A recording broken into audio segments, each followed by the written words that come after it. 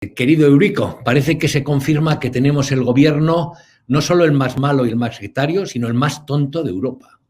Sin ninguna duda, Alfonso, el hecho de que Irene Montero, por ejemplo, desde un punto de vista no ideológico, por supuesto, es un gobierno legítimamente constituido, pero desde el punto de vista de preparación, como señalan muchos organismos internacionales y agencias y medios tan prestigiosos como Bloomberg, sea el gobierno más inepto de Europa, pues da prueba precisamente que tengamos una ministra de Igualdad que perpetra bodrios legales. Ya le tiraron abajo una, porque incluso el anteproyecto, la redacción de aquello iba hasta con faltas de ortografía, ¿no? Ante el horror del ministro de Justicia, Juan Carlos Campo. Ahora el Consejo de Estado desayunaba esta mañana mientras leía el informe desfavorable que le han hecho acerca de la famosa ley del sí es sí, porque es una ley aberrante jurídicamente, invierte la carga de la prueba, tiene dificultades pues para lo más importante en cualquier proceso penal, que es el elemento probatorio, cómo prueba si ha habido consentimiento. Si no ha habido consentimiento,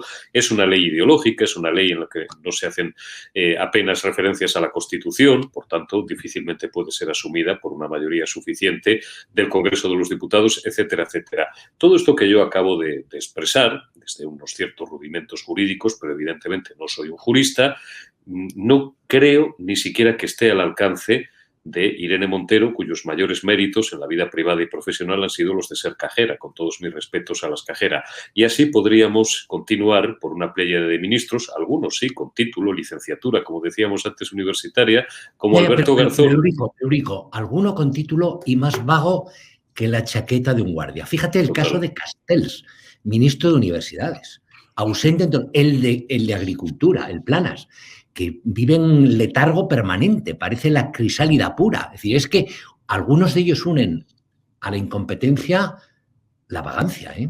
La vagancia, pero esto no es que lo digas tú, Alfonso, o lo diga yo, es que esto lo están empezando a decir voces tan autorizadas, incluso en el propio Partido Socialista, que es el socio principal de este gobierno de coalición que nos desgobierna y nos malgobierna. Ayer me divertía especialmente unas declaraciones de García Page, que es un tipo por el que no siento especial simpatía, a diferencia de muchos otros compañeros que no son de devoción socialista, pero Page les cae muy bien. A mí es un individuo que me parece altamente tóxico, pero que ayer, cuando le preguntaron sobre el famoso asunto del chuletón, pues venía, por supuesto, aparte de defender los puestos de trabajo de todas las personas que en su comunidad, y como presidente tiene la obligación de velar por ellos, se dedican a la ganadería y a la agricultura. Lo que venía a decir es que Garzón, además de vago, es un tío que no tiene nada que hacer porque son ministerios vacíos de contenido. Le humillaba diciendo, pero si es que esto de consumo aquí en mi comunidad autónoma es una jefatura de servicio, y a este elemento le han hecho ministro, y como no tiene nada que hacer, se inventa chorradas como las del chuletón. Tenemos ministros muy vagos. Castells, yo puse un tuit hace unos meses muy celebrado porque era un tipo que estaba desaparecido, y la primera vez que es noticia después de muchos meses, Televisión Española y Antena 3 Televisión ponen, para ilustrar aquella información, unas colas del tipo con una imagen en la que no llevaba mascarilla, cuando hacía 4 o 5 meses eran los tiempos que todos llevábamos mascarilla prácticamente hasta para dormir.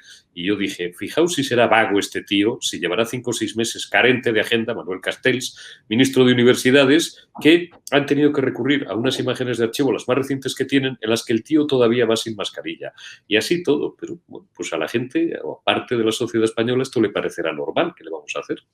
¿Qué te pareció lo de todo el afer del chuletón? Todavía colea un poquito, pero ¿qué te ha parecido? Es decir, ¿qué análisis haces de esas? No de lo que dijo Garzón, que es una memez, sino de cómo lo han utilizado, cómo se ha movido, lo que ha dicho Sánchez, todo este tipo de cosas.